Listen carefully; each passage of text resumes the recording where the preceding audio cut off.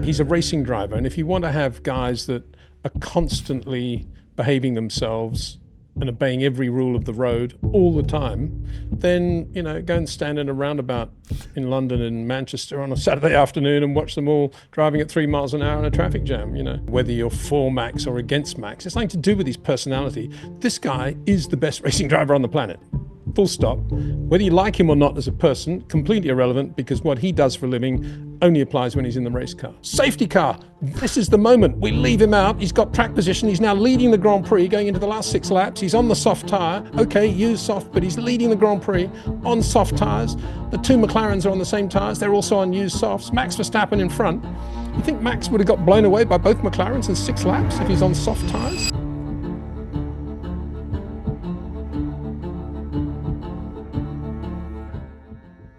Hello and welcome to another episode of the F1 Hour with my friend and yours, the goatiest of F1 journalists who have ever goated. Thou shalt put some respect on Peter D. Windsor's name. How are you doing, good sir? I'm doing very well, Cameron. We got to stop these intros like that. It's... Let's not say any more there. Just do a straight intro from here on. I will try, but my subscribers will kill me for it, Mr. Windsor, not putting enough sufficient respect on your name. Mr. D. Windsor, as is customary, what was the biggest story to come out of the Spanish Grand Prix, in your humble opinion? Well, sadly, I think it'll be Max being volatile Max, and all the anti-Max brigade will be out there saying, told you so, and he should be banned for 10 years or whatever they want to say. For me, it was his car control when he lost the back end on hards at the restart through turn 14. Just beautiful to see. As I've said a few times, you don't often see Max much out of line because he drives so well. He's a very linear driver. He loves to get into that rotation point that's unique to every corner, to every lap, to him, obviously, and get the car pointed straight, and that's why he always looks so good. But occasionally things don't go as planned, and he's on a set of, gotta say, ridiculously on a set of new hards, which are not up to temperature and probably never will be for the next 6 laps. And the back end just snaps out as he's flat in, probably 6th, I would think, at that point. And he holds the thing. It was a little bit of what Dennis Jenkinson would call a tank slapper, but not much. I mean, just 1 or 2 degrees, and then he got it immediately. Just beautiful to watch. So for me, if I think of that race, I don't know, 10 years from now, that's probably what I'll be thinking of, that little snapshot of that. Go on then, Mr. Windsor. I think you characterise it right, but probably best and most prudent to divide the chaos up into 3 stanzas. In the first instance, you had Charles Leclerc on the straight, moving over ever so slightly, or vice versa, Max Verstappen moving over ever so slightly on Charles Leclerc. In that first instance, Peter, who done it? Well, I mean, to say that Max moved over is ludicrous, because he was the guy that had lost momentum. He was on the left side of the track. He was going slower than Charles. Maybe he moved a fraction more to the center of the road where it's a little bit cleaner or something like that. I don't know, maybe, but Charles had the pass. He was much quicker. He had everything. Obviously, he was going to be in front going into turn 1. Why did he need to be that close to Max anyway? And B, having got that close, why did he then edge to the left? If anything, you edge to the right. Just give why do you want to have... I just don't see the point. There was no toe involved at that point. He was well past him. All Charles needed to do was move the steering a little bit to the right just to make sure there's a bit of clearance, instead of which he moves the steering to the left and they touch. And I was absolutely astonished. Well, I was astonished that it took the stewards so long to even review that. That should have been the first thing that was reviewed long before the George incident, because of its very high speed and incredibly potentially dangerous. Whereas the George incident was a sporting regulations thing, but not massively potentially dangerous. And then when the ruling came out, long after the checkered flag had fallen, that both drivers had caused an unavoidable collision or something like that, no further action will be taken. I found that absolutely astonishing. And I don't know whether that's a function of the new view of sporting regulations and penalties or what, but when 2 cars collide at over 300 kilometers an hour, which is 180 miles an hour on the straight, that is not something worthy of the little throwaway phrase, no further action will be taken. And for me, there was no blame on Max there. The blame was obviously that he lost the back end. But I mean, Charles thought yes at that moment and went to the right, got him easily, and then just moved to the left and hit him at that speed. And I keep saying at that speed because if you touch the way they touched at 100 kilometers an hour, it's nothing, as we saw later on going into turn 5. But at that speed, maybe I'm just an old fogey, and I can obviously I wasn't there, but I read it about it a million times. The Taffy von Tripp's Jim Clark accident at Monza in '61, when they just touched in exactly the same way at high speed going into the parabolica, and because there were no guardrails, 15 people were killed, including Taffy. And yes, the cars are different today, and you can collide without any damage, really, which seemed to be the case. But you can nonetheless interlock wheels. I mean, it only would have taken Max thinking, what's going on here? And for a millisecond, just lifting his foot slightly for them to interlock wheels, and one of them would have gone up in the air for sure. Of course, they both stayed flat, and that didn't happen. But that's because they're both very good racing drivers. Although, we'll put Charles to one side and what he did just then. I'll talk about that in a second. But if that was, I don't know, Franco Colapinto and Liam Lawson doing the same thing, that's when you've got to start setting an example in your rulings, because something bad can happen. If they allow that to happen with no further action being taken at 300 kilometers an hour, that sends an incredibly bad message to the rest of motorsport, to the younger generation of motorsport, of racing drivers. Now, getting on to Charles, I mean, Charles he's like Max. He's got all these different personalities, and he's very emotional, unlike Max. And what he was doing with Max there reminded me that he's still the driver that had that GP2 or F2 race with Alex Albon at Abu Dhabi in the final there. And that was going on the straight. That was going on into the end of the straight. It was going on into the entry to the straight. Talk to Alex Albon about that. I mean, that was as vicious as it can get. That was Ayrton Senna, looking pretty mild, actually, what Charles was doing that day. And you'd think, oh, well, that was back then in the F2 days. Well, that's what I used to think. But now I'm thinking, hang on, give Charles a little bit of adrenaline, and he's still capable of doing that, which is bizarre because, well, I suppose that's why he is such an interesting guy and such a good racing driver, because he's got all these different facets. He is very emotional. He does have that incredibly aggressive side in traffic. But he's a beautiful racing driver to watch in terms of what he does with the car. He's not far away from Max and his touch and feel. And to see these two guys who basically are the class drivers of 2025, I would put them ahead of Piastri and Norris in terms of what they're doing with their cars at the moment, then it was kind of sad to see them bashing wheels at 300 kilometers an hour. I say bashing wheels, see Charles driving into Max. That's how it should be phrased. I think it wasn't that at all. And Nigel Mansell and Ayrton Senna showed how to do it in Barcelona 91. They couldn't have got much closer without touching, but they didn't touch, did they? Just absolutely pin sharp. And I think basically Max was in that mode. And it's just that Charles, unlike Nigel, comes across on him. And that's the problem. So yeah, I mean, the other facet of Charles, and we'll probably get onto it, are these weird things that keep happening to him. The odd, mysterious off for no reason. But then beyond that, I'm still confused as to why in Q3, with only one new set of softs left to run, he chose to run it early in Q3 and not when the track was quickest at the end. George Russell had been giving us a really nice job with the weather forecasting, telling us there were dark clouds over turn 12. And thanks, George, for that. Very good. Good weather boy. And but it wasn't raining, and everybody was out and it wasn't raining. So end of story. Thank you, George. But Charles went out early. I mean, traffic, to avoid the traffic, because they only had one set. I mean, if you take him out of it, that's 9. I don't think Hadjar was out. I don't think Fernando was out. So you're looking at 7 cars on track. So it wasn't really a traffic issue. What was it? He could have qualified 2 grid positions higher, probably. I just don't get that. And that's the sort of these weird things that happen sometimes with Charles Leclerc. You think, what was that all about? A little bit like, except it wasn't at 300 kilometers an hour. It was just talking about when to go out in Q3. There's all these different things with Charles makes him a fascinating racing driver. And I'm really glad we got him in Formula One. Obviously, it sounds patronizing, I suppose, but I'm a big Charles fan. But I was shocked at what happened yesterday, that's for sure. And interestingly, after the fact, Charles Leclerc said that he did do it deliberately, that he with a view to get to the geometric racing line first, that it was a bit of brinksmanship. And so too, had he been in Max Verstappen's position, he said that he would have been a bit peeved with his manoeuvre. So fair play to Charles for being so open and honest in the cool down room and the interviews in the post race. So in a second instance, Peter, what do you make of the George instance of the first one going into turn one? Who done it there?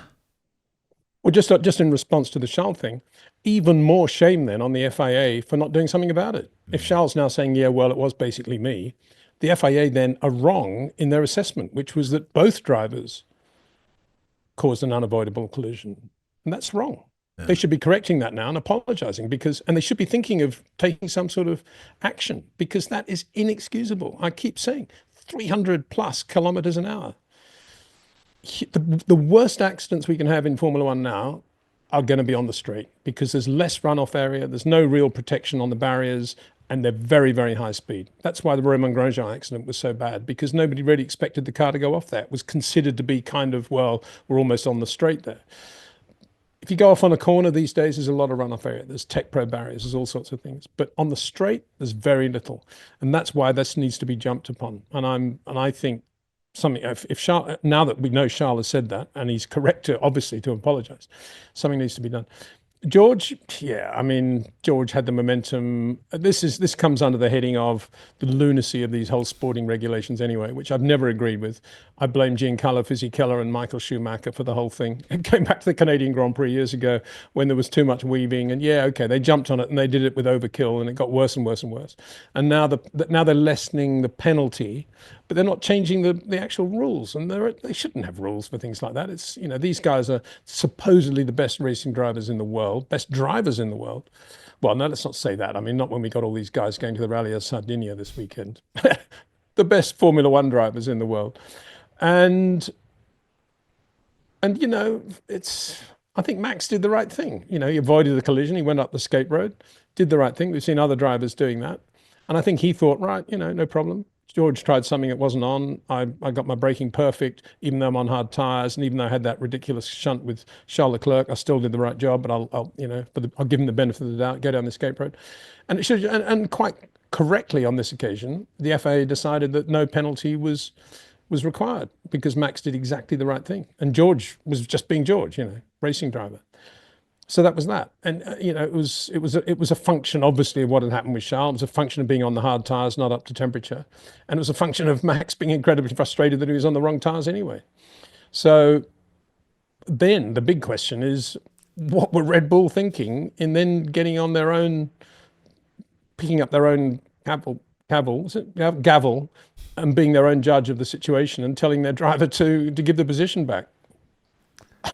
I mean, this is where we get into fantasy land, isn't it, really? And GP's normally so good with that sort of stuff. It feels like Max is almost his little brother, and he's if past his prologue, normally brilliant at giving Max just enough information, not too much, not too little, to kind of keep him motivated and keep his head in the game. And this was an uncharacteristic, in my humble opinion, Peter, an uncharacteristic mistake from one of the best race engineers currently in the game. And demotivating in an instant, almost making more frustrated than he needed to be, he's charging Maximilian Verstappen. I thought that was a really bad faux pas from GP, and again, uncharacteristically so, Peter. Well, we don't know it was necessarily GP, though, do we? It might have been Christian. It might have been Helmut Marko. It might have been anybody. Yeah. Who knows? I mean, there doesn't seem to be any leadership at Red Bull now in terms of the decision-making process, because you could say the same thing about the selection or non-selection of tyres into that last post-safety car stint. Who made that decision? And we're not talking about that yet, but I don't know. It's difficult these days. There's so many people there on every pit wall, in every garage. That's the problem with Formula One. There are not enough Jonathan Wheatleys out there who can just make a decision and get on with it. Or Patrick Heads, if you want to go back to the old days. No answer, this is what we're going to do. Win, lose or draw. There's too much committee making going on. And I suspect if you look at that decision, that would have been based on the number of, I don't know, has he got a few penalty points already, I guess? I don't know. Max has probably been a bad boy in other races as well this year. Not that I pay much attention to that penalty point thing because I think it's, but it's probably that, and it's probably overlooking a situation with Red Bull's image and what we need to be seen to be doing. We don't want the FIA involved anymore. We will handle it, sort of thing. I don't know. Was it some of that rubbish? Yeah, Possibly. so I think Max went into the Barcelona Grand Prix with 8 penalty points on his super license, needing only 12 to get a one race ban. So that 100% has to be part of their thinking. But I mean, we're here after the fact, as you mentioned in your video, Peter, that the FIA deemed no further investigation necessary because George had a massive understeer moment, and one of the three tenets as far as overtaking up the inside is, of course, making sure that throughout the overtake, the combined entry, apex and combined exit, that you maintain control of your car, and George Russell didn't do that. Ergo, no need for Max Verstappen to cede position, which is, it. To your point, Peter, it's another massive drop of the ball by Red Bull, uncharacteristically so, or at least pre-Jonathan Wheatley leaving it was. So I don't know. It's Yeah, no, absolutely confirming what we say. Although just hearing you read out that rule or narrate that rule, the detail of it, again, is a reminder of how stupid these rules are. Because since when has mid-corner understeer been out of control? yeah. Any great Grand Prix driver is totally in control with mid-corner understeer. So how can they possibly draw up rules with little things like that in it? It's just absurd. And yeah, I mean, George obviously ran wide. I mean, that's the only thing you can say. So yeah, but George is going to do that, isn't he? He's on the inside. Why not, for Pete's sake? And you know what George Russell's going to do. He's an aggressive racing driver, and Max knows that, which is why he took the escape road. Simple as that. They just did what two good racing drivers do. But yeah, it comes down to this fear of these regulations and what you can do and what you can't do. And I don't know, is this the first time a team has actually preempted the decision of the FIA and done something like that with its driver? I mean, it's just completely ridiculous. I don't know what they were thinking. And I, we talk about Jonathan Wheatley. I think Jonathan Wheatley would have either been at the steward's office by then, hammering into them what they should be doing or not doing, in his opinion, or he would have been on the blower straight away. Are you guys going to take action? Blah, blah, blah. And that you need that sort of under the table operation going on all the time. And then talk about clumsy, to tell their driver to give a position back when the FIA said, "Oh, he didn't need to do that." And again, it brings into focus this whole giving back position stuff anyway, and gaining an advantage. It's still not clear if you're leading a race or leading another driver, and it's semi-wet, and you lose the back end going into a chicane on slicks, and it's semi-wet, and you go down the escape road, and you come out, and you've gained, I don't know, 30 meters over the car behind you, but you're still obviously in front because you were in front anyway. What are you supposed to do then? This is where this whole thing is ridiculous anyway. Yeah. No, because they would say, "Oh, well, we don't want drivers just going down the escape road." But then equally, how do you possibly police that anyway if he's in front? And so the whole thing's nonsense, in my opinion. And what Red Bull did, I mean, Red Bull made one great call yesterday, which was to put Max onto new softs at the first stint. I think that was a great call. It discombobulated everyone, including McLaren. And it massively took him away from Ferrari and Mercedes. There's no way they were going to get near him. And potentially he was going to put pressure on the McLaren drivers. And he almost did. He put a lot of pressure on Lando, and it wasn't far away from Oscar. When you think of the disparity between the performance of the McLaren and the Red Bull, an amazing 2/3 of the race or 3/4 of the race for Red Bull and Max Verstappen. And then in short order, they made, well, first mistake was to bring him in the first place. Second mistake was to put him onto hards. Third mistake was to tell him to give the position back to George. Fourth mistake was not immediately to protest the collision with Charles Leclerc. Any others we can think of? It was pretty bad. And then meanwhile, I guess this is not a mistake, but then the guy they let go, Jonathan Wheatley, has his car eventually finished fifth because of Max's penalty, would have been sixth. But beyond that, fastest pit stop of the day to Jonathan Wheatley. Wow. That used to be Red Bull getting that week after week after week. It's You know, not. well, too many good people have left Red Bull and they've let him go. You know, Adrian Newey, Jonathan Wheatley to name but two. Obviously, Rob Marshall's another. No coincidence, Mr. Windsor.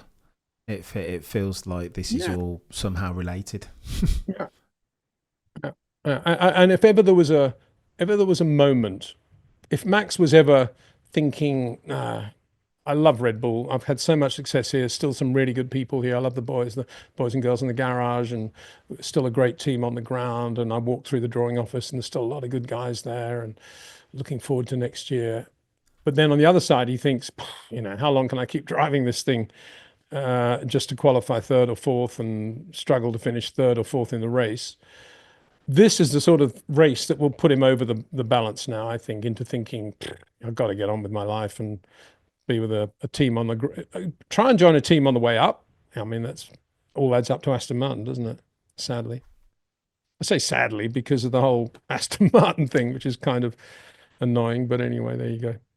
Go on then, Mr. Windsor. In the third instance, then, what do you think about Max's losing his head moment, as people are terming it? Do you think he deserved the black flag, or was the 10-second grid penalty or the 10-second penalty sufficient? Give him a break. I mean, the 10-second penalty was quite enough. I mean, if he'd chosen to do it at some ridiculously high speed place and they'd both gone out, I think you'd be looking at a black flag. But I mean, at least he did it with a little bit of Sebastian Vettel type panache, didn't he? In fact, it was better than Vettel. I mean, Vettel had to, what a wuss. He had to choose to do it behind the safety car when they're all doing 30 kilometers an hour. At least Max did it on the racetrack. And nobody really held that against Vettel, did they? I don't recall all the cognoscenti, as Murray Walker used to call them, up in arms because Vettel, should be banned for a year or whatever. Even though Dan Tickton was banned for a year, I recall, for doing virtually the same thing in a Formula Renault race in England. So at least Max did it on the racetrack and gave everybody a bit of a laugh. But, I love George's thing about, I've got damage, trying to get maximum penalties for Max in a car that is still quite patently finishing fourth in the Grand Prix. Probably was a bit damaged, but I'm not sure it hurt his performance too much. No, I mean, you probably think, there's Windsor cynically saying it's okay to run into another car. But of course, it's not a good thing. And Max should have had more self-control.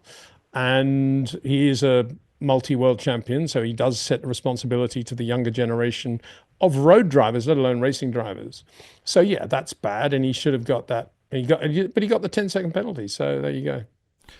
To me, I think Charles Leclerc should have got much more. Well, he should have got something. He should be getting a grid penalty going into the Canadian Grand Prix, in my opinion, for what he did. Oof. So go on then, Mr. Windsor. Let me see that and raise you this. What do you make of those who will say that, as they have to me, that Cameron, you're a Max Verstappen sympathiser, and that there's no way past his prologue if Schumacher got disqualified for a championship because his instance with Jacques Villeneuve then at Jerez, because that was deliberate, then surely if we're playing consistency games, then you've got to give something more severe to Max Verstappen for the deliberate collision that he caused with George Russell. Well, what do you call deliberate? Yeah, that was absolutely deliberate from Max. It was premeditated. But what was George Russell's into turn one at the restart? That wasn't premeditated in that I want to take Max Verstappen out, but it was certainly, it's my corner, I'm on the inside. If Max gets hit, it's his problem. So, there's a subtle difference there, but nonetheless, they're not far away.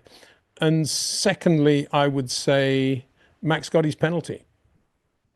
And this was not for the World Championship. This was not for the lead of a race. This was for a minor position. And it was, as I said, it's not the sort of thing you'd want a multi-world champion to be seen to be doing on track. And I think Max probably on a Monday morning realizes that. I don't know, but I imagine he does, and probably isn't very satisfied with what he did in that specific instance. But I don't know. That's all I can say. He's a racing driver, and if you want to have guys that are constantly behaving themselves and obeying every rule of the road all the time, then, go and stand in a roundabout in London and Manchester on a Saturday afternoon and watch them all driving at 3 miles an hour in a traffic jam. Max has got blood in his veins, racing blood in his veins. And I think anybody, whether you're a Max fan or not, and to me, you started off by saying some people think you're a Max sympathizer. Well, if you're not a Max sympathizer, then you shouldn't be watching Formula One in the first place, because you don't know what you're watching. This guy, quite clearly, is the best Formula One driver on the planet. So why wouldn't everybody celebrate his talent? That's what I don't get about this whole Netflix polarization of, whether you're for Max or against Max. It's nothing to do with his personality. This guy is the best racing driver on the planet. Full stop. Whether you like him or not as a person, completely irrelevant, because what he does for a living only applies when he's in the race car. And what he did in the race car with George yesterday, when he deliberately hit him, was not good. He got a penalty for it. He's probably thinking I was quite lucky to get away with that, and I'll do an apology now just to make sure that nothing worse happens. I would imagine that's what he's going to think. But end of story. End of story. What else can you say? Not the first driver to have taken anybody out. Lorenzo Bandini took Graham Hill out at the finale in 1964 in Mexico, enabling his Ferrari teammate John Surtees to win the championship. And Graham just said, I think I'll send Lorenzo a copy of my Graham Hill's Guide to High Performance Driving as a Christmas present. And that was it. This is Formula One. We're not playing, children's games here. Go on then, Mr. Windsor. And again, I can hear the Max Verstappen haters in my ears saying, don't allow Mr. Windsor to excuse the behaviour because of the excellence. So I think when me and you, Peter, share our ethos, the lens through which we ingest Formula One, is that I almost, at the altar of excellence, I forget all previous indiscretions. It's always been my way across all different sports disciplines. But should we do that in this instance? Can you forgive Max Verstappen for the indiscretion because of the goodwill that he's accumulated season and even I don't think today? the two. Sorry, Dinra. I don't think the two are related. I think I can understand his indiscretion because I can understand how massively angry he was and how his adrenaline was pumping and it was a red mist for him. I can understand that because we all saw what the build-up was. And don't get me wrong, I'm not saying the 10-second penalty was correct. If the news was Max Verstappen has been suspended for one race and he will not be competing in the Canadian Grand Prix, I would be still sitting here now saying, yeah, he got the penalty. He's going to live with that. He'll miss the Canadian Grand Prix. But we should all still celebrate this guy because he's really, really good. And he's paying the penalty for doing something stupid. I'm not saying that the 10-second penalty was correct. I think it was actually quite lenient, to be honest. All I'm saying is, end of story. We know if you give enough fire to Max Verstappen by a multitude of errors and a collision at high speed and a million other things, having just driven one of the best Grand Prix of his career in a car that's nowhere near the McLaren, and yet still be able to put pressure on them towards the end of the race because of the way he's driven and managed the tyres and driven it so well. If you add all that together, I'm not surprised that he blew his top. That's what I'm saying. Give him a race penalty. I don't think Max would mind if he got a race penalty. I'm sure Red Bull would, but I don't think he would mind. He would think, oh well, yeah, I shouldn't have done that. But they gave him a 10-second penalty. It's not his fault. It's not my fault. It's not your fault. That was the penalty they gave.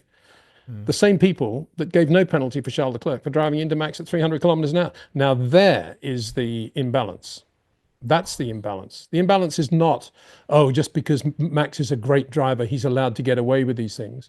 That's not the imbalance. The imbalance is the Leclerc thing.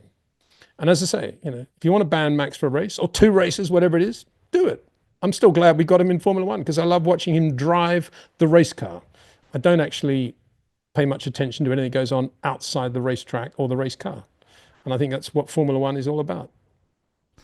Bravo, Mr. Windsor. Interestingly, Max Verstappen has gone on Instagram this morning and issued a statement of sorts, an apology per se. In there, he said, our tyre choice to the end and some moves after the safety car restart fueled my frustration, leading to a move that was not right and shouldn't have happened. Max continues, I always give everything out there for the team, and emotions can and do sometimes run high. You win some together, you lose some together. See you in Montreal, full stop, new paragraph. What do you make of that, Peter? Very well said. I'm not sure about you win together and lose together, because ultimately it is decisions that are made on the pit wall, and Max isn't privy to that decision making process, it appears. So I think he's saying the right thing there so far as the team's concerned, but I bet he's not saying that behind closed doors in the debrief room about this race. I bet he wants to know why they didn't leave him out and let him at least finish third and maybe beat one of the McLarens to the finish on a 6-lap sprint when he's on used softs, as they were on used softs, admittedly, obviously new used softs. And instead of which, not only they bring him in, but they had a set of used softs in the back and they put him on the new hards. What was that all about? They knew that McLaren were going to be on used softs, because everybody knew how many sets of tyres they will have before the race started. So when Piastri came in, and it was a perfect situation because Red Bull could just look and see what McLaren were going to do. Piastri came in, was obviously they're going to put on used softs. When Lando came in, it was obviously going to put him on used softs. So then you got the decision: do we leave him out and get track position, hope the safety car stays out even longer, maybe only 5 or 6 laps to the finish, give the tyres a chance to cool down? Yeah, knowing Max the way he drives, he could probably win this race now. That's how Jonathan Wheatley, I'm sure, would have been thinking. Instead of which they thought, oh no, they're coming in, we better come in, like, after you, Claude, Formula One, everybody's doing this, so we better do the same thing, sort of thing. And then having got him in, oh, well, we only got one new set of tyres in the garage, that's the hards. We better put those on. 6 laps, the hard tyre? What are they thinking? I mean, if it was 26 laps to go, it would have made some sense, but I just, I'm still incredulous. And so when Max says, oh, we win and lose together, of course, that's a cliche that everybody has to come out with now, but I can't imagine he's really saying that. Yeah. Do we not, though, Peter, again, if we're playing devil's advocate games, do we not have to give Red Bull some credit at least for doing what they've done historically very well, realising that they're the underdog and placing their stop loss in their trade very, very tight, trying to play a joker and trying to roll a couple of sixes, realising that there's no way that they're going to outpace McLaren and those MCLs in the hands of Lando and Oscar, and that they can't. It's box opposite, wasn't it? You've got to do something different to what they're doing. And they rolled the dice and they tried a 3-stop. Ultimately, the racing gods turned their back on them by the safety car and Kimi Antonelli. But it would have been a not quite a stroke of genius, but very nearly, but for the safety car instance. No, I see it the other way completely. I think they rolled the dice when they put him on the new softs at the first stop. Everybody else went to mediums and he went to new softs. I thought that was a brilliant call. And that is what actually enabled Max to get much nearer to the McLarens. Forget whether it was 2 stops, 3 stops, 4 stops, 5 stops. That is what enabled Max to be in a position, as the race went into the last phase, to be pretty near the McLarens. And for the McLaren engineers to start saying to Lando, you're racing Max Verstappen, or Oscar Piastri, Lando's not far behind and Max is right on Lando. That's what suddenly, I mean, by then, by normal rights, McLaren should have been 30 seconds in front at that point, and they weren't. Max was very, very near. But when it became clear that once they got out of traffic, Lando was able to pull away 2-3 tenths a lap from Max on those used softs at the end before the safety car, when they were not in traffic, and became clear that regardless of what Max did in sectors 1 and 3, that all Lando had to do was just drive on rails through sector 2, and he was always going to pull out 2 or 3 tenths on Max. When that became clear, you thought, okay, well, Max is still going to finish third in the race. Good result. I mean, you put a lot of pressure on McLaren on a chassis circuit when they shouldn't have had anything like that much pressure from Max Verstappen. Oh, safety car. This is the moment. We leave him out. He's got track position. He's now leading the Grand Prix going into the last 6 laps. He's on the soft tyre. Okay, used soft, but he's leading the Grand Prix on soft tyres. The 2 McLarens are on the same tyres. They're also on used softs. Max Verstappen in front. You think Max would have got blown away by both McLarens in 6 laps if he's on soft tyres? I don't think so. To me, the safety car was the final reward for all the hard work Max had put in for that race, because it suddenly gave him track position to be in front, leading the Grand Prix with 6 laps to go. Wow. Thank you. Thank you, Kimi. Thank you, Mercedes, for blowing up that engine with no oil pressure. That's how I saw the race. And instead of which, they thought, oh, no, we don't want track position. We'll put him on hard tyres just to make sure he's got no temperature in the first 4 laps for a 6-lap sprint. It was a sort of flip side of Abu Dhabi 21.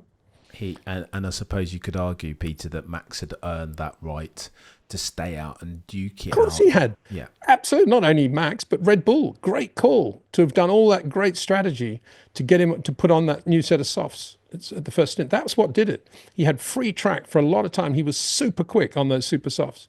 That's where he got the time from McLaren. Really impressive. And then they got this reward, the safety car, which should have given them either the win or P2. And you would have thought, wow, another Max Verstappen classic race. Instead of which, on this occasion, Red Bull completely blew it. Never look a gift horse in the mouth, Peter? It's, Well, yeah, absolutely. Oldest truism. Yeah. 49 points behind Oscar Piastri now, Maximilian Verstappen. Before we talk about the boys and girls over at the papaya colour team, is that it now for Max Verstappen's championship campaign? 49 points, as near as makes no difference. 2 races is the diff. Well, there are so many points given for a win these days. It's kind of difficult. My head's a bit fuzzy when you went 49 points. I don't really know what that means, but it probably means a couple of wins, doesn't it? With McLaren not scoring. But much more significantly, forget the 49 points, much more significantly, Oscar Piastri is driving a McLaren and Max Verstappen's driving a Red Bull. That's the difference. And it's more than 49 points, believe me. That is a massive difference. That's 3/10 a lap on every circuit for the foreseeable future. So that's the World Championship gone now for Max Verstappen, in my opinion. I can't imagine Red Bull are going to come up with anything particularly dramatic. This was supposed to be the turning point for Formula One, for the World Championship, with the FIA coming out with these much stricter flexi-wing tests for the Spanish Grand Prix. But so much warning was given, so much preparation was done, nothing's changed whatsoever. And in fact, it's even worse now. It's a chassis circuit, Barcelona. In other words, if you've got a good car, quite a lot of quickish drivers can do a good job around there. And yet, on this chassis circuit, with this much more stringent FIA test, McLaren was just further away than ever, really, from Ferrari, Mercedes, and Red Bull. And you needed the likes of a Verstappen or a Leclerc to get the best from it, to be anywhere near them. Agreed. Oscar was just stroking it in that race. He could have gone much quicker, for sure. He could have extended his stints even more. He could have done a lot of things. They had so much in hand. I think Canada will be slightly different because obviously, if you look at how difficult Sector 2 was for Max, it's all about curbs and traction and using the curbs at slow speed. And I'm only guessing here. I mean, when I was at Ferrari, running Ferrari's UK facility where we built the Grand Prix cars in 1990, when I took over the running of the facility. I didn't take over from John Barnard, but John Barnard left and took with him all of the employees except 2 fabricators and machinists. And one guy, really good composite guy, Ian Thompson. And the thing was that there were new Goodyear dimensions for 1990 compared with 89, and it required quite a lot of suspension revision and other things, and the seat and various other bits and bobs. And looking at the Barnard design, one of the reasons the Barnard designs were so good was because, like Adrian Newey, his attention to detail was absolutely brilliant. And it took him quite a long time to design the cars back then because they didn't have all the facilities they have today. But when it came down actually to changing pickup points or suspension arm lengths and things like that, changing wheel movement at the back to accommodate the new Goodyears, there was virtually no room in which to play on the back geometry of the car. And I suspect it's a similar thing with this Red Bull chassis, that Adrian Newey has done such a good job 2 years ago of packaging it all aerodynamically that there's very, very little room to increase the wheel movement on that car. I suspect that's it. It sounds like a generalization, but they've obviously got a problem there and they don't seem to be able to do anything about it. Anyway, getting back to Canada, not too many places where you're going to lose a massive amount of time if you don't have great wheel movement over slow curbs. Yes, there are slow chicanes there, but they're not as time consuming as the slow corners with curbs at, say, Monaco. So I think there's enough quickish medium speed corners where obviously the Red Bull does generate a lot of downforce, like all the cars, pretty good downforce, where the Red Bull will be half reasonable. But there aren't many circuits like Canada anymore, are there? No. They're kicking more. I mean, Hungary, they'll be absolutely hopeless, I would have thought. McLaren will disappear in Hungary. Yeah, medium speed, a lot of those. Yeah, and that's the problem. There's a lot of, in the old days, there used to be a lot of talk about why Bernie or the FIA didn't do more to get Jacques Villeneuve into a more competitive car, or Fernando Alonso now into a more competitive car. It's much better for Formula One. Why don't they use their muscle? And of course, they never do, really. They just have to let the teams get on with it. But on this occasion, you could say, why are the FIA not getting more criticism, or F1, for allowing whatever this rule change is for Spain, where they're doing all this stuff, to have had more effect? And they gave it so much warning that it's had no effect whatsoever. That's not good, is it? For the business. Do you want to have McLaren's finishing 1-2 in every Grand Prix for the rest of this year? I mean, I'm quite happy to watch the battle between Piastri and Lando. I think it's fascinating. But I'm not sure all the Netflix viewers out there are going to run to every Grand Prix just to watch McLaren win by a lap. I don't think we need another 1989, Peter. It is a different time. 88, you mean, or 89? 88. McLaren dominated. 88 and 89, weren't they both? Well, dominant? yeah, slightly different in 89 because Ferrari had that Barnard car for the first time, and it was going reasonably well. Some races. Yeah. No, I don't. But 88 was the totally dominant year of McLaren. And I guess everybody loved it then because they loved the Senna-Prost battle. And TV ratings were probably quite good. But then it was free-to-air television then, so it's a very difficult thing to compare with today. Mr. Windsor, let me ask you this question. Speaking of free to television, there was a lot of chatter amongst F1 fans globally around the broadcast again. Particularly Nico Rosberg. So again, it's a controversial circumstance. Max Verstappen fans, stands and extremists are going to react a certain way. Nico Rosberg said a couple of different things on the broadcast. In the first instance, that Max Verstappen, because he did it deliberately, that he needs to get a black flag. It's a nothing burger of a question, even a non sequitur of an issue. To which you had Max Verstappen fans saying, what are you on about Rosberg? This is a 4-time champion. How very dare you put some respect on Max Verstappen's name? And then non-Max Verstappen fans were saying, oh my goodness, Nico Rosberg is such a breath of fresh air on the broadcast. He's a straight shooter, a thinking shooter. Give that fella a check and allow him to write his own number. On what side of that fence, Mr. Windsor, do you sit? Well, what we're talking about is what penalty Max should have got for deliberately running into George Russell at relatively slow speed, given all the build-up to that maneuver that we've been talking about. And I don't really have an opinion about that because, well, I have an opinion, and my opinion is whatever they think is correct. If it's a black flag in that race, fair enough. If it's not able to run in the Canadian Grand Prix, fair enough. If it's 10 seconds, fair enough.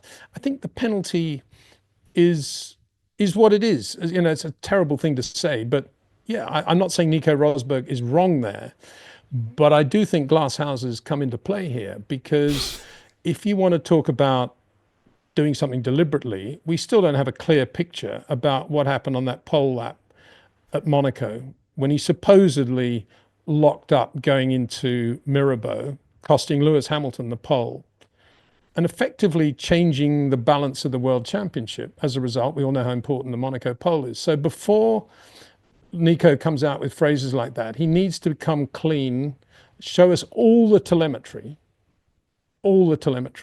leading up to that incident at Monaco. I've always given him the benefit of the doubt there because I've always thought he's a really nice guy and he always speaks the truth. But I've always had in the back of my mind what happened there. That was very, very unlike Nico to do that. To make that sort of mistake when he did. And so that's why I say you've got to be very careful when you start criticizing. If you're a Grand Prix driver, criticizing other Grand Prix drivers, you've got to make sure that you've got a reasonably clean bill of health yourself. Very good shout, Mr. Windsor. You've been up close and personal with these fire-breathing dragons of F1 drivers. I remember 2007. I thought you were going to say Max Verstappen fans. I remember hearing you on the broadcast questioning Fernando Alonso about Hungary 2007, whether he did that deliberately. How do you traverse that line as a broadcaster, Peter? Like, you need to ask the tough questions, but what you desperately don't want to do is cheese off a Max Verstappen or a Fernando Alonso in your instance, so that they never want to field nor pitch your questions again. How do you balance those two masters? Well, in my case, I didn't, which is probably why I'm not doing it anymore. I always used to ask what I felt was the pertinent question. And so when Michael crashed at Saint-Devote and thus got the pole at Monaco. My opening question was, so Michael, how could you possibly make a mistake like that in a slow corner like Sander Boat? You got into the corner and then just put too much power on in the middle and drove into the guardrail. Very unlike you. Yeah. And the problem is when you're doing TV in those days, and it's possibly the same today, you've got people in your headset saying, ask him this, ask him that, don't go here, don't go there. And I think it's the case, isn't it? A lot of people who work for these TV companies now always have to think in the back of their mind, we've got to make the show look good. We can't run Formula One down too much, or we can't knock this driver too much, or that driver, or whatever it is. And so, I watch a bit of Spanish TV from Barcelona, and all I'm getting is, the Sainz garage, box Sainz, as if that's a significant part of the Spanish Grand Prix weekend. As much as I like Carlos Sainz, they talk about bias, and they go on and on and on about Pepe Marti, I think his name is, something like that, the F2 driver. And there's a lead of the race going on, brilliant driving. All we're seeing is this guy. Anyway, everybody thinks they have to give the fans, no, that's not correct. Everybody thinks, most people working in media in Formula One believe they have to say what is the correct thing to say. I think that's probably the right way to phrase it, whether it be to please their employers, to be seen to be correct in every dimension amongst the public and the Formula One community, and never really becoming in any way opinionated about anything, which is probably a good thing, because that means they don't have to spend too much time analyzing anything and just go and ask the boring question. And so, that's it. How many people asked Charles Leclerc after qualifying why he went out early in Q3 on that one set of tyres? No one that I saw, Peter. Well, exactly. I mean, that to me, that's a fairly important question to ask that guy. Yeah, but you've got to have... and I've done it through the back door now, and I know the answer. The answer is that he was a bit concerned about traffic and the weather, and he just wanted to go out there and get a clean lap and get it done with, which was ludicrous, absolutely ludicrous, because it would have been maximum 6-7 cars on track. And so, yeah. And one thing, just on that, I thought it was really interesting to see Isaac Hadjar only run one new set at the end of Q3 and not go out on a scrub set of the only other softs he had, which was scrubbed. And that was because he just wanted to keep the references in his mind for the soft tyre absolutely fresh on what the new tyre could do, and didn't want the feel of the used tyre at this very critical moment in Q3 to come in to his nerve system. I thought that was very, very cool. Not the only driver to have felt that way, of course, but he's a real thinker, Hadjar, real racing driver. Got a lot of time for him. And interestingly, Peter, over the past 2 Grand Prix, he's now scored more points in the drivers than has Max Verstappen and Tsunoda-san put together. How interesting is that? Way to make a case to get the promotion to the big team, the head table at Red Bull Racing, if indeed he wants it still. I mean, was Yuki Tsunoda in the Grand Prix yesterday? I suppose he was. There was some other bloke who wasn't in it. I'm not sure we noticed it, whether he was there or he wasn't. I can't remember who that was. A green car, maybe?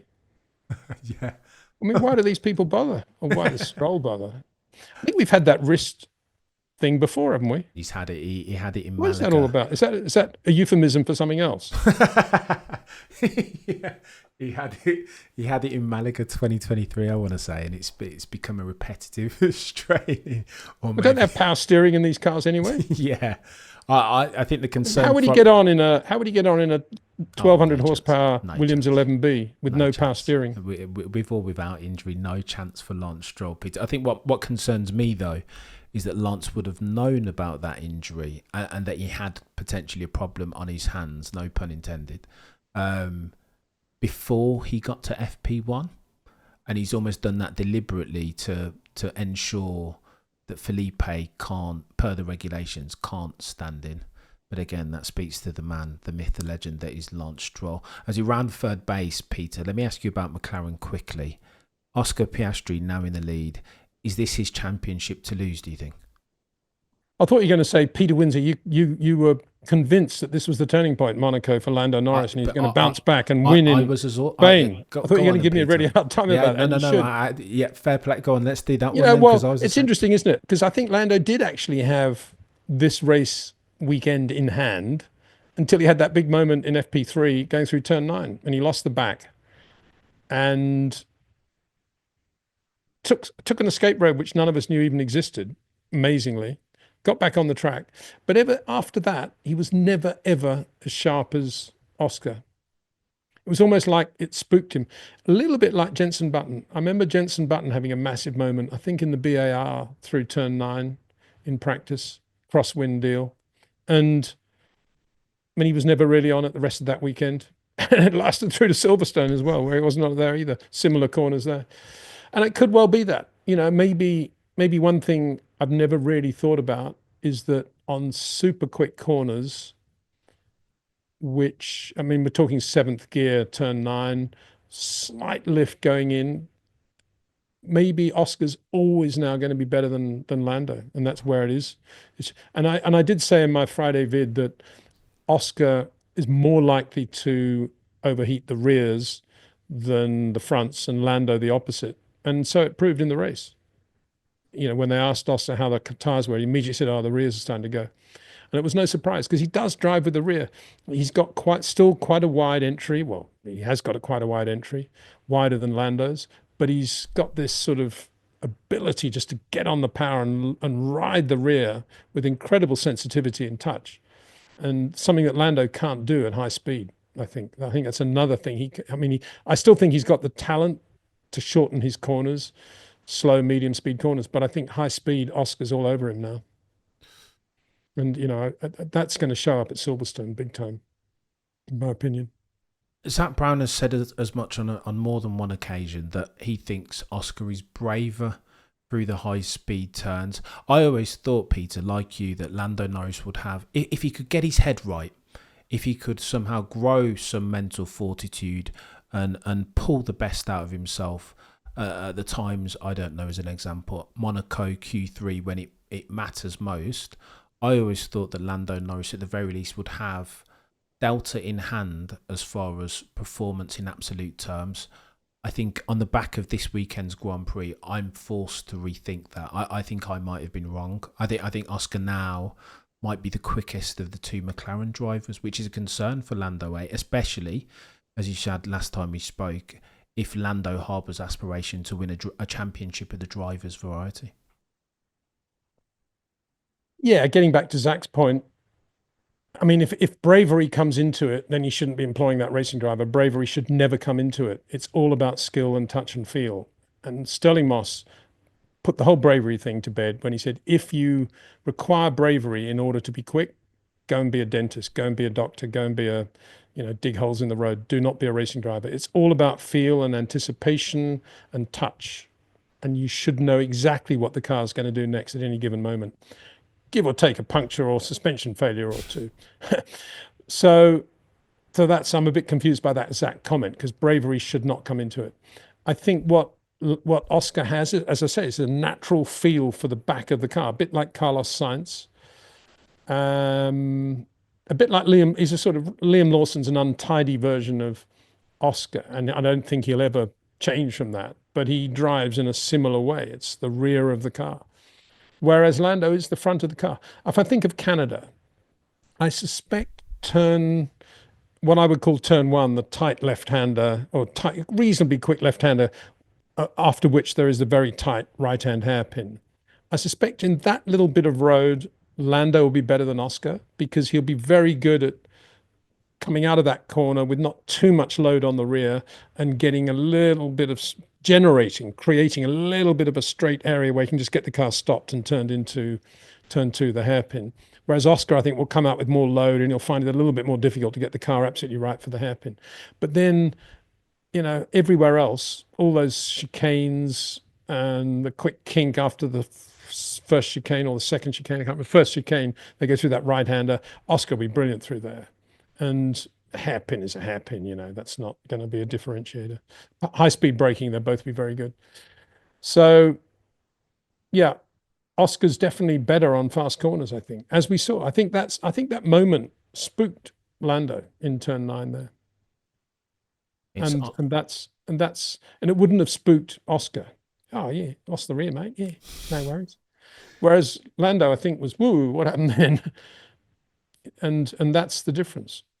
I mean, Max is never spooked by things like that. I mean, I was thinking actually with Lando saying, oh, Max ought to drive a McLaren and see how bad the McLaren is. How would Lando have coped with the Red Bull on hard tyres at the restart? That's what I would like to have seen. Well, I know what would have happened. Going through 14, he would have gone down 2 gears probably. Yeah, he might I'm not have. saying Lando's a wuss in any means. He's not. But because he hasn't expanded the area where he's better than Oscar, which I think is the potential to shorten the corners, and he was even wider going into three in Barcelona than Oscar was. I hope some people watching yesterday could see the difference. I mean, Max into three, out of two into three, was absolutely brilliant, I thought. And that's one of the reasons he was able to get the tyres to last as well as they did on a car as bad as the RB21. Just incredible how he was balancing the car through there. Whereas Lando was coming out and just massively wide approach into three, using far too much road and using the tyres far too much. And when he was following Max actually into turn 12, the long right-hander at the top, lap after lap, you'd see Max doing what he does and just gets into the brakes, gets into the rotation point really early, massively impressive in the way he's coming out of the brakes and loading up the steering. Every lap you'd look and there would be Lando sort of way out somewhere near Barcelona before he's coming into the corner, waiting till he's got the feel. And you'd think after 1 or 2 laps, Lando would have thought, what's Max doing now? And he is the best driver in the world. What's he doing that I'm not doing? Why am I on a different bit of road here? You think that's what Lando would have thought, wouldn't you? Because when else do you get a chance really to watch a driver like Verstappen up close? He was in a perfect position to do it. But he never changed anything. It stayed exactly the same every lap. And eventually got him with DRS as he would. But I'm always intrigued by one driver following another and not really learning. I say a very good driver like a Leclerc or a Verstappen. I suppose they think, oh, that's what he has to do because of his car. It's nothing to do with the driving. I must be doing it perfectly, but because I'm out here, that's the way it has to be. And Max is having to do that with the Red Bull because Red Bull's different. That's probably what they think. It's interesting with Lando. I never quite understand where he is with these sort of things. It's almost like Lando's been the best all of his life going through feeder formula, right? So now I think it's almost unreasonable of us to expect him to change his modus operandi. He's always won, Peter. He's always been brilliant, always been anointed as the chosen and or the next one. So to now expect him to be humble enough to see what Max is doing and adjust his modus operandi, his way of driving, is that not a colour me naive moment, Peter? Well, it's not naive in the sense of, Novak Djokovic walking past Roger Federer as he's warming up and looking at Federer's forehand and thinking, that's interesting. I'm going to give that a try, which he would have done for sure, or vice versa. So why would it be different for Formula One drivers? Every driver is different. Every Grand Prix driver is different in the way they drive the car, the way they use the steering, the throttle, the brakes. Every driver is different, has his own fingerprint. So if somebody's doing it really well, why wouldn't you want to watch and see what he's doing and maybe learn from it? When you say he's always been the anointed one, in my mind, Lando has always been a driver with incredible touch and finesse and feel and rhythm. And I've always said from day one, if anybody was born to shorten his corners and come into a rotation point as Max does early and extend the straights, therefore, into and out of the corner, it's Lando Norris. And I've always been waiting for the day when he's going to do that. And he's never done it. He's never done it as far as I can see. Yeah, he gets in a little bit earlier because he's got that natural feel, but he's never really worked on improving that. He had that from his first year in Formula One, but he's basically doing the same thing. And yeah, of course, he's got much more experience on his head, but he's basically the same driver. And Oscar, I don't think has that level of talent that Lando has there, but he's got a massive amount in other areas that are just sort of swamping Lando now because Lando hasn't done that little bit of extra technique work because either nobody's mentioned it to him or because he personally doesn't think he's got anything to learn. Then no wonder Oscar's looking as good as he is. I think Oscar does learn a little bit. And there was that moment a couple of Monacos ago when he spent a lot of time behind Max and he started to really get into corners early. But now he's in this McLaren, which is just this beautiful car with a big sweet spot and he can do whatever he likes with it. He's driving in a way that minimizes the possibility of making mistakes and errors. He's driving with the back end of the car, getting in a little bit wider, not doing anything before he can feel that the power can be applied the way he wants to apply it. He's not doing anything too tricky getting into the corner. He doesn't need to. And so he's got this perfect sort of setup now where he can just reproduce that lap after lap after lap, as Carlos Sainz kind of started to do at Ferrari in the last 18 months. It's all gone away from him now, of course. Wow. He's drowning at Williams. Well, speaking of which, Mr. Windsor, I had a mate who said, prophesized almost two things circa this time last year. The first was that John Alcan and Frederick Vasseur were making a massive error in signing Lewis Hamilton to supersede one Carlos Sainz Jr. And in the second instance, this fella knows a bit about F1, by the way. He said that if Carlos Sainz is going to move, if his hand is forced, that he should go and join a Jonathan Wheatley-led Audi as versus a James Vowles-led Williams. It feels, Mr. Windsor, like this dude is, this fellow of whom I speak might be an F1 Nostradamus. Revisit both those 2 points, Peter. Why did you say those things then? Well, with the Lewis thing, be very clear. I've always said, from Lewis's perspective, running out of steam as he had at Mercedes post Abu Dhabi 21, wrong teammate, terrible car, getting an offer from Ferrari or initiating talks with Freddie Vasseur that resulted in an offer at Ferrari, absolute manna from heaven, the greatest thing that could have ever happened. And I don't blame him at all for taking up the option and finishing his career in red overalls and hopefully enjoying his life, even if he's not going that quickly. From Ferrari's point of view, you've always got to go back to the Ron Toronac. If it ain't broke, don't fix it. There was nothing wrong with their driver pairing that a decent technical director wouldn't have put right. And all their focus should have been on getting Adrian Newey or changing something else in their technical department to make sure that this incredible driver combination of Charles Leclerc, Carlos Sainz could be rewarded with a really great racing car. And they're looking at not only Grand Prix wins, but the World Championship. Instead of which they diluted their focus. They focused a lot on signing Lewis. They sort of, now we know, half-heartedly made an offer to Adrian, didn't really go all the way, didn't get Adrian, but they got Lewis Hamilton. And that was not what they needed. They didn't need to replace Carlos Sainz. What they needed was a much better race car. And so they got all their focus wrong. And I presume Freddie Vasseur allowed all that focus to fall that way. And here we are. The other thing, it's so easy in Formula One, as in life, probably, to look at the short-term object in front of you and say, this is what I want. This is the best because it's the best right now. Trending, hashtag. And not have a medium or longer-term view and use your brain a bit. And to me, it was the one thing Carlos needed to do if he was going to be fired by Ferrari, which he was to find a team around which he could build, in which he could build and grow. And so for one reason, that was made Sauber really attractive because it couldn't get any worse. And so he could only look good if he went there. He would have had Nico Hülkenberg in the other car, which he's a quick driver and knows what he's doing, as we've seen so many times, very underrated. But nonetheless, Carlos, on a perfect lap, really good set of tyres, in my opinion, quicker than Nico over one lap. But as a driver pairing, really strong driver pairing. Then on top of that, Audi had already bought Sauber. So there's a great brand. Not many great brands around these days that you can associate yourself with. But because he basically could call the shots, he could have said to Audi, okay, this car's not very good. My reputation's not going to look great in year one, maybe year two, 26, who knows where you're going to be, but it might suffer a bit. So in return, I want a 25-year deal with Audi. I want to be an Audi brand ambassador for the rest of my life, like Fangio with Mercedes. And I want this amount of money for that. Absolutely lock that in the bank. And then you've got Jonathan Wheatley, who, if Carlos didn't know, was one of the best guys in the pit lane and one of the key elements of the success of Red Bull over the last 10 years, then I'd be shocked. Most people in Formula One, I imagine, know that and would have known that.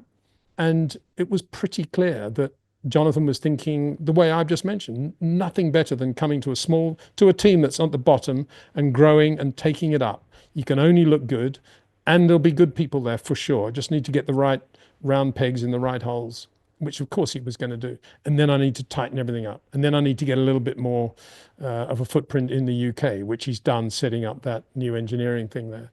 And so it was an absolute no-brainer for me that he should go there.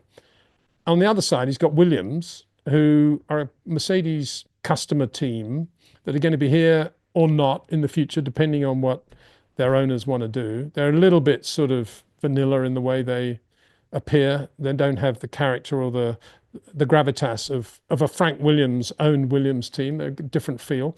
And apart from anything else, you've got Alex Albon in the other car, who is not slow at all. And so Carlos ran the risk of going to Williams with not massive amount of future there in terms of where that company could take him. A, B, yeah, of course, out of the box, they're going to be quicker than a Sauber. We know that. But how good are Williams eventually going to be? Big question mark. And beyond that, he's got Alex Albon to beat, who's got incredibly smooth touch and feel. Yep, long corners like Carlos.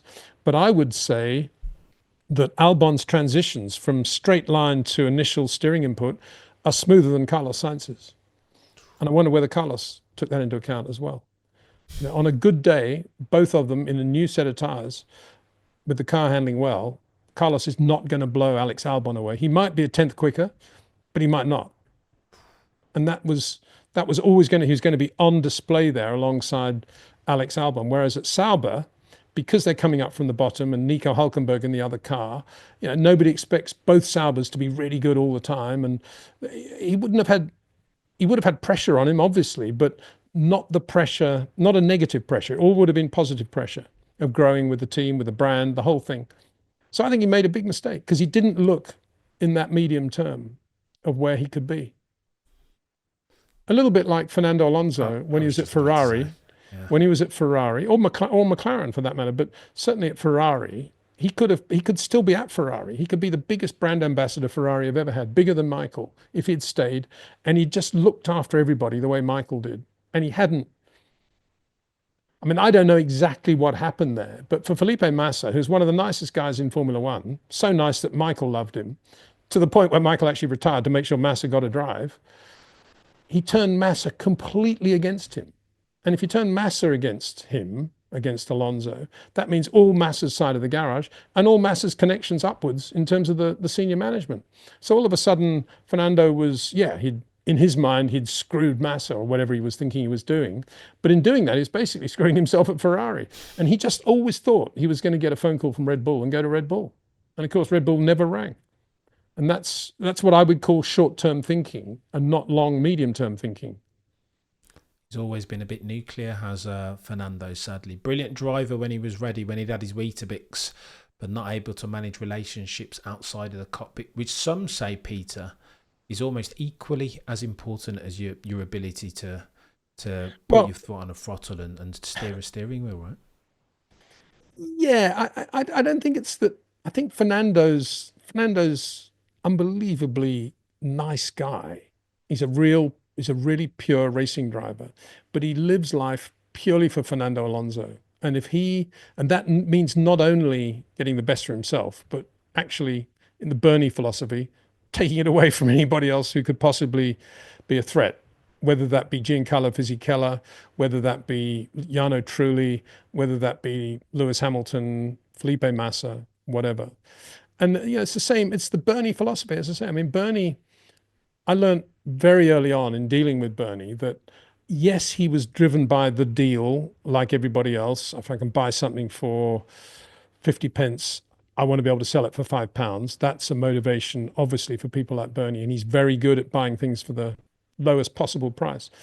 But then equally what I learned from Bernie, which I don't think many people ever understood about him, and perhaps don't even today, was that if it got to the point where Bernie couldn't do the deal and he wasn't going to make enough money out of it and he didn't want the deal, he was then just as motivated to stop anybody else having the deal. That was the key to Bernie. A lot of his time and a lot of his effort and a lot of his motivation was stopping and hurting other people as distinct from trying to get the right thing for himself. And I think Fernando's a little bit like that. And no surprise. I mean, he's very close to Flavio, and Flavio's part of the Bernie thing anyway. So that whole ethos is there, isn't it? You want the best for yourself. It means the worst for everybody else. And that's what we saw at Ferrari, I think. with Fernando. I mean, I love Fernando dearly, and I think he drove really well actually in Spain. He didn't have any new tires at any stage of the race, did he? I think every set he had was scrubbed because that's how many tires new tires they had to use just to get him into Q3. But he drove well, and I hope we're going to see him in an Adrian Newey car next year because he's still definitely right there in terms of his ability to have the car beautifully square on the road. He's still got that initial, tick of the steering going in, the counterpoint to Alex Albon, but he's quick. He's definitely quick. Not a bad driver, particularly in his heyday, Mr. Windsor. As a final question, a hypothetical game, Peter. You spoke about Bernie being cut from, or Alonso even being cut from Bernie's cloth, and kind of not just wanting to win, but wanting to destroy all of his enemies and or teammates. In stark contrast to Orlando, who seems to be a young, happy-go-lucky fella that wants everybody to drive and survive. But if you were building an F1 driver in 2025 and you had to drive down one of those paths, which one of those characteristics would you select for success? Neither. To be honest, I don't agree with the destroying of the opposition philosophy as a motivation. And I don't agree with the drive to survive philosophy either. I agree with, if this is the last thing I do in my life, will I still do it philosophy. I agree with the 185 mile an hour blind entry right-hander with a lot of crosswind philosophy. I want the driver who's not going to lift at that point.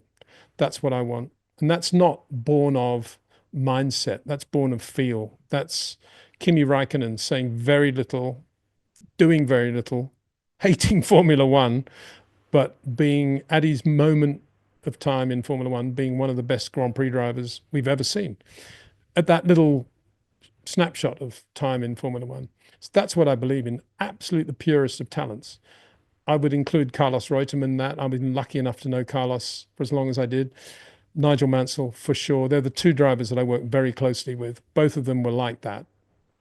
And I think today we have pretty good examples of that.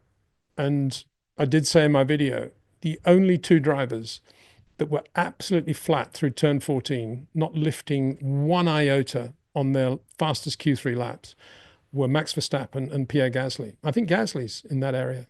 I really do. And I thought he drove, I mean, there's no way in the world that Alpine should have been in Q3. No chance. And yet he got it in there. I don't know how he did that.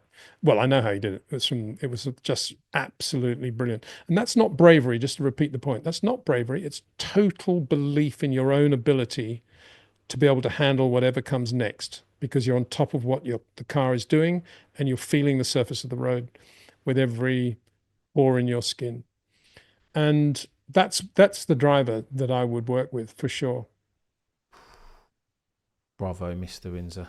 Touche. Couldn't have put it better myself. And on that bombshell, Mr. Windsor, I'm going to thank you for your time. Super generous as always. Absolute legendary settings. Purple sector. Do you know what I mean? Do you see what we're dealing with here?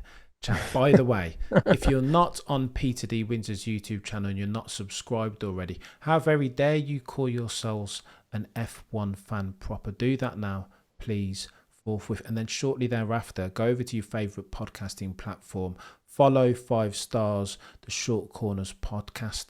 Again, Purple Sector Insights, God tier level F1 storytelling, different level. You won't get it anywhere else. If you're watching this on YouTube, like, comment and share. If you're listening to this on a podcasting platform, do me and you a favour and follow and 5 stars. Between now and next time, the prosecution rests.